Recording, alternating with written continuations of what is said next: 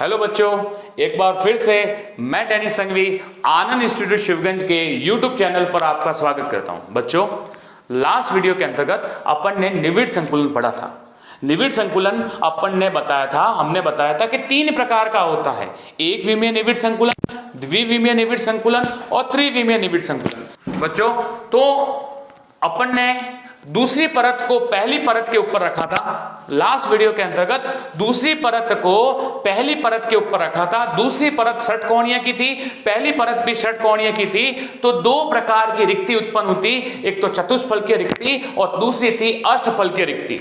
मैंने यहां तक आपको लास्ट वीडियो के अंतर्गत समझा दिया था। आज अपन पढ़ेंगे कि षटकोणीय जो परत है, षटकोणीय निविड़ संकुलन की जो तीसरी परत है, उसको अपन दूसरी परत के ऊपर रखेंगे। किसके ऊपर रखेंगे? दूसरी परत के ऊपर रखेंगे। तीसरी परत को दूसरी परत के ऊपर रखने के दो तरीके हैं। बच्चों, जब तीसरी परत को षटकोणीय तीसरी परत को दूसरी परत पर रखा जाता है तो कितने प्रकार से रखा जाता है? दो प्रकार से रखा जाता है। बच्चों ध्यान रखना, पहला प्रकार क्या है?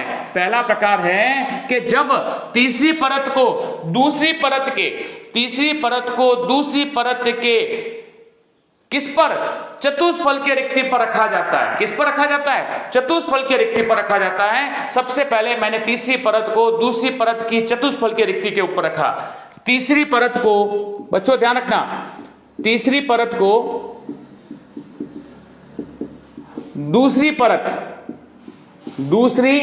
परत के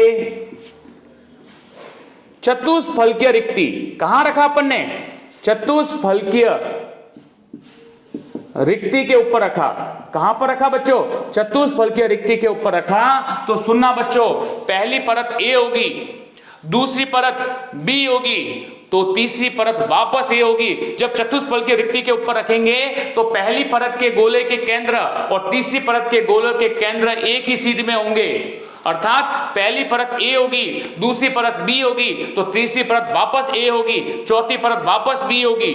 तो कौन सा पैटर्न बनेगा? इसमें ए बी पैटर्न बनेगा। कौन सा पैटर्न बनेगा? ए बी पैटर्न बनेगा।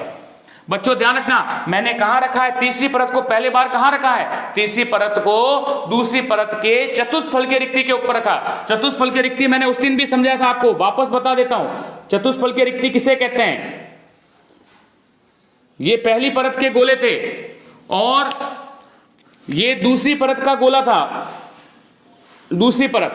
अब मैंने तीसरी परत को कहां रखा? तीसरी परत को दूसरी परत के चतुष्फलकीय रिक्ति के ऊपर रखा जाता है। तो तीसरी परत, ये तीसरी परत होगी वापस, ये वापस तीसरी परत होगी। जो पहली परत थी वो वापस तीसरी परत होगी। मतलब कौन सा पैटर्न बनेगा? ए बी पैटर्न बनेगा। कौन सा पैटर्न बनेगा? ए बी पैटर्न बनेगा।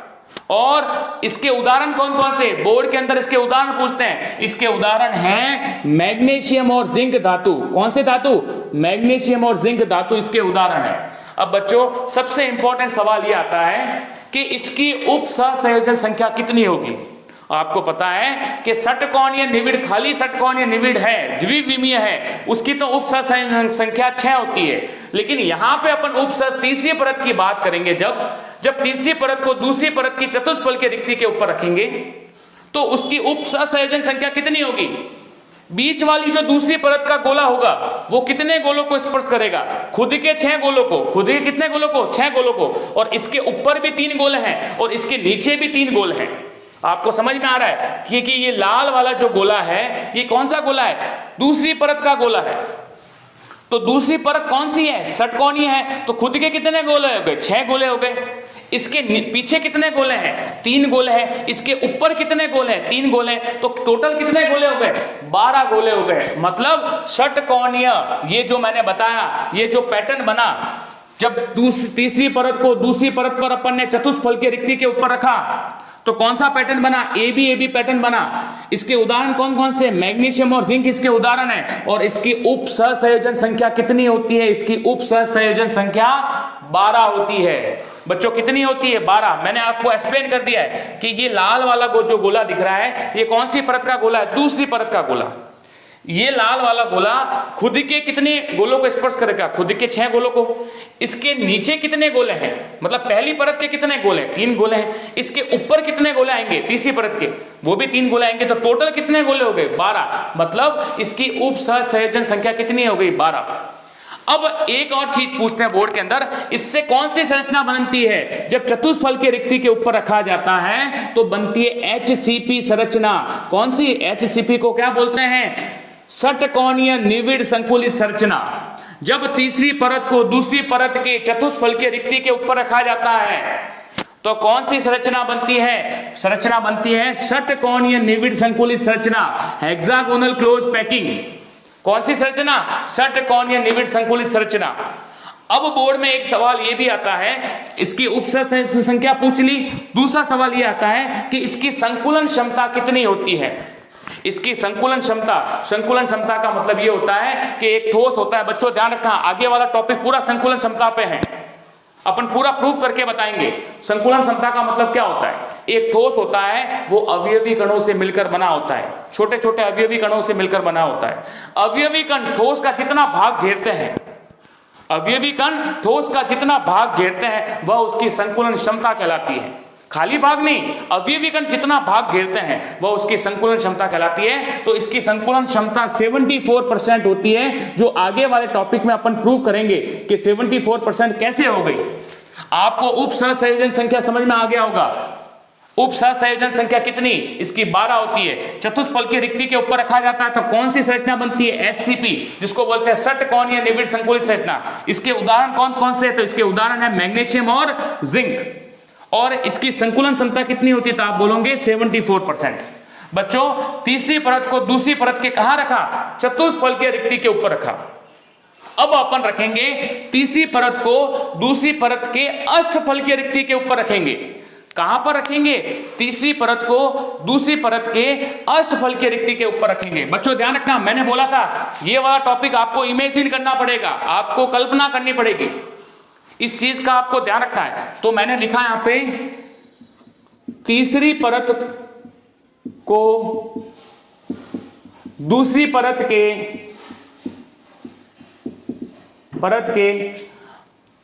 अष्टफलकीय, कहां पर रखा? अष्टफलकीय रिक्ति पर रखा जाए। कहां पर रखा जाए? अष्टफलकीय रिक्ति पर रखा जाए।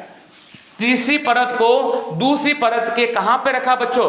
अष्टफलकीय रिक्ति पर रखा। अब अष्टफलकीय रिक्ति कैसे बनती है आपको पता है? ये पहली परत के गोले हैं, ये पहली परत के गोले हैं। अब ये दूसरी परत के गोले हैं।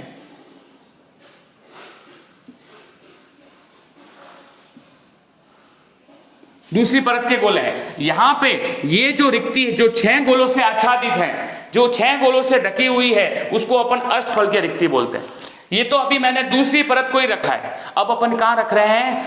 तीसरी परत को रख रहे हैं। तीसरी परत को कहां रख रहे हैं? दूसरी परत के अष्टफलकीय रिक्ति के ऊपर। कहां रख रहे हैं? दूसरी परत के अष्टफलकीय रिक्ति के ऊपर। तो अष्टफलकीय रिक्ति के ऊपर रखेंगे। बच्चों ध्यान रखना, ये तीसरी परत का गोला बना रहा हूं, तो क्या पहली परत और तीसरी परत सीध में होंगे? नहीं होंगे। पहली परत A है, दूसरी परत B होगी, तीसरी परत C होगी, वापस चौथी परत A होगी। मतलब कौन सा पैटर्न बनेगा? इसमें ABC पैटर्न बनेगा। कौन सा पैटर्न बनेगा? ABC पैटर्न बनेगा। कहां पे रखा? तीसरी परत को दूसरी परत के कहां पे रखा? अष्टफलकीय रिक्ति पर रखा।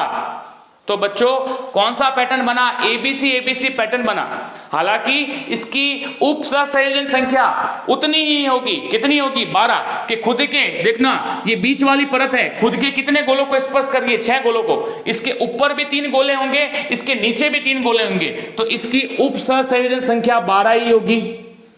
इससे संरचना कौन सी बनती है? इससे जो संरचना बनती है वो संरचना बनती है FCC का मतलब है फलक केंद्रित घनीय संकुलित संरचना। फलक केंद्रित संकुलित संरचना, निविड़ संकुलित संरचना, फलक केंद्रित निविड़ संकुलित संरचना। या इससे जो संरचना बनेगी उसको बोलते हैं निविड़ संकुलित संरचना। कौन सी? घनीय निविड़ संकुलित संरचना। CCP का मतलब होता है घनीय निविड़ संकुलित संरचना। आपको बोला जाए कि तीसरी परत को जब दूसरी परत पर के अष्टफल की रिक्ति पर रखा जाता है तो कौन सी संरचना बनती है, तो आप लिखोगे या तो एफसीसी या सीसीपी। एफसीसी को बोलते हैं फलक केंद्रित संकुलित संरचना और सीसीपी को बोलते हैं घनीय निविड़ संकुलित संरचना। अब इसकी उप सहसंयोजन संख्या कितनी होती है, तो आप बोलोगे 12 होती है। इसके उदाहरण कौन कौन से, इसके उदाहरण मैंने लिखा था मैग्नीशियम और जिंक है, और इसके उदाहरण है कॉपर और सिल्वर। कौन से उदाहरण है, कॉपर और सिल्वर। बच्चों ध्यान रखना, उप सहसंयोजन संख्या बोर्ड में पूछते रहते हैं और साथ में पूछते हैं इसकी संकुलन क्षमता भी कितनी होगी, 74%। इसकी भी 74% है और इसकी भी कितनी है, 74%। इसकी उप संख्या कितनी है, उप सहसंयोजन संख्या 12 है। इसकी भी कितनी है, उप सहसंयोजन संख्या 12 है। तो बच्चों बोर्ड के अंदर सवाल क्या आता है, ध्यान रखना, आपको पूछा जाएगा कि एफसीसी या सीसीपी की उप सहसंयोजन संख्या लिखिए। तो एफसीसी की उप सहसंयोजन या सीसीपी उप सहसंयोजन संख्या कितनी होती है, 12। आपको पूछा जाए इसकी संकुलन क्षमता लिखिए। संकुलन क्षमता किसे कहते हैं बच्चों, कि एक ठोस है वो अवयवी कणों से मिलकर बना होता है। अवयवी कण ठोस का जितना भाग घिरा हुआ रहते हैं, जितने भाग पर घिरे हुए रहते हैं, उसको उसकी संकुलन क्षमता कहते हैं। तो इसकी संकुलन क्षमता कितनी होती है, 74%। तीसरी परत को जब दूसरी परत के चतुष्फल की रिक्ति पर रखा जाता है तो कौन सी संरचना बनती है, तो आप बोलोगे एससीपी, षटकोणीय निविड़ संकुलित संरचना।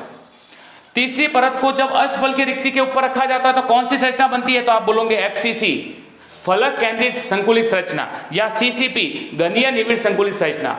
तो बच्चों इस टॉपिक के अंदर अपन ने निविड़ संकुलन पढ़ाया।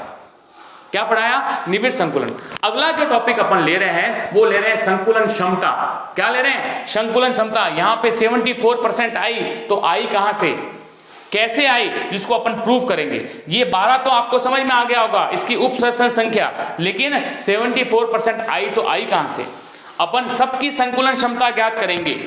तो अभी जो अपन टॉपिक लेंगे संकुलन क्षमता का, कौन सा टॉपिक लेंगे, संकुलन क्षमता। तो बच्चों संकुलन क्षमता किसे कहते हैं, एक ठोस है वो अवयवी कणों से मिलकर बना होता है। किससे मिलकर बना होता है, अवयवी कणों से मिलकर बना होता है। अवयवी कण ठोस का जितना भाग घेरते हैं, अवयवी कण ठोस का जितना भाग घेरते हैं वह उसकी संकुलन क्षमता कहलाती है।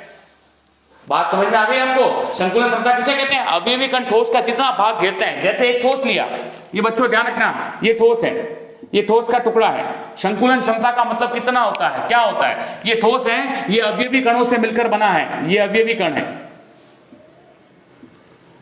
ये अवयवी कण ये ठोस का भाग घेर रहे हैं। आपको दिख रहा है कि ये अवयवी कण ठोस का भाग घेर रहे हैं, ठीक है। तो ये जितना भाग को घेर रहे हैं, जितने भाग को ये कवर कर रहे हैं, जितने भाग को ये कवर कर रहे हैं, बच्चों ध्यान रखना, ये खाली वाला स्थान नहीं, जितने भाग को ये अवयवी कण आच्छादित है, जितने भाग पर ये अवयवी कण ढके हुए हैं, वह उसकी संकुलन क्षमता कहलाती है। तो बच्चों अब अपन जो नया टॉपिक स्टार्ट करने वाले हैं संकुलन क्षमता। बच्चों ध्यान रखना, अभी अपन ने बताया था कि एफसीसी हो या सीसीपी हो या एचसीपी हो, उसकी संकुलन क्षमता मैंने बताई थी 74% बताई थी। लेकिन वो आई कैसे, वो कैसे ज्ञात हुई। तो सबसे पहले संकुलन क्षमता का मतलब क्या होता है, आपको पता है कि ठोस है अवयवी कणों से मिलकर बना होता है। ठोस किससे मिलकर बना होता है, अवयवी कणों से मिलकर बना होता है। अवयवी कण ठोस के का जितना भाग घेरते हैं, जितने भागों पर अवयवी कण आच्छादित होते हैं, ढके हुए होते हैं, जितना भाग घेरते हैं, वह उसकी संकुलन क्षमता कहलाती है। क्या कहलाती है, संकुलन क्षमता। जैसे संकुलन क्षमता की परिभाषा मैं यहां पे लिख रहा हूं कि एक ठोस है वो अवयवी कणों से मिलकर बना है। ठोस अवयवी कणों से मिलकर बना होता है, बना होता है। अवयवी कण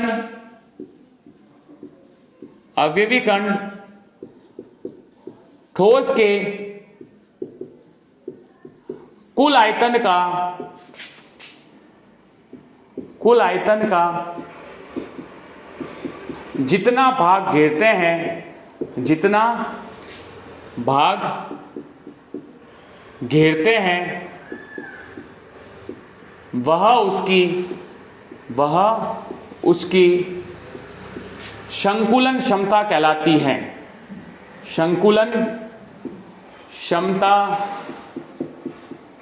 कहलाती है।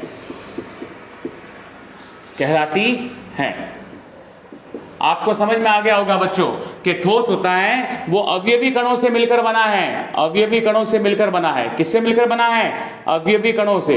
अवयवी कण उस ठोस का जितना भाग घेरते हैं, ये भाग जितना भाग गोले घेर रहे हैं, ये गोले जितना भाग घेर रहे हैं वह उसकी क्या कहलाती है? संकुलन क्षमता कहलाती है बच्चों। इस चीज का ध्यान रखना है। तो जहां पे अवयवी कण है, जहां पे गोले हैं, वह उसकी संकुलन क्षमता है। जहां पे खाली जगह है, वो अपने को पता है रिक्त स्थान है, वो संकुलन क्षमता के अंतर्गत नहीं आता है। तो संकुलन क्षमता का एक फॉर्मूला होता है, ध्यान रखना, संकुलन क्षमता बराबर अवयवी कणों का आयतन। अवयवी कणों का आयतन आपको पता है, अवयवी कण एचसीसी के अंदर 1 होते हैं, एफसीसी के अंदर 4 होते हैं, बीसीसी के अंदर 2 होते हैं। अवयवी कणों का आयतन, जितने अवयवी कण हैं उनका आयतन बटा कुल आयतन, इस ठोस का कुल आयतन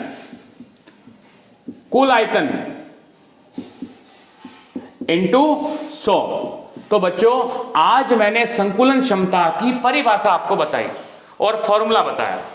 नेक्स्ट वीडियो के अंतर्गत अपन सबसे पहले लेंगे सरल घनीय एकक कोष्ठिका की संकुलन क्षमता ज्ञात करना।